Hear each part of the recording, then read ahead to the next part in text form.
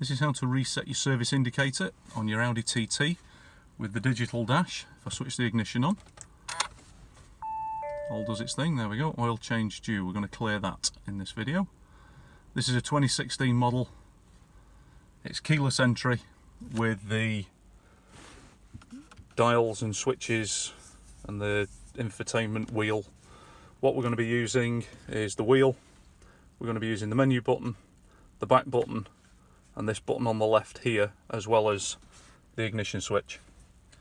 So from ignition off, turn the ignition on. So feet off the pedals, turn the ignition on with one press of the start stop button.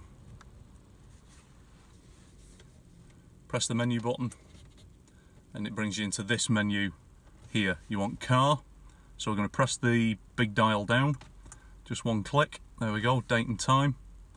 Then we're going to press the left hand button here to take us through to the secret menu.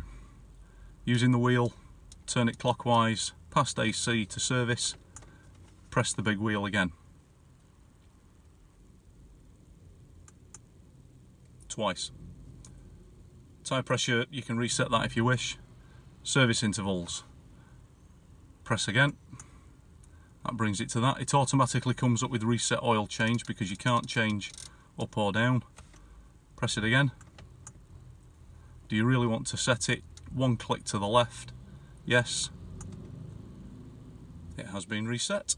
There we go. And then just using that back button, you can go back, back, back, back to the main menu, switch the ignition off, foot on the clutch, start the engine, oil change due's gone.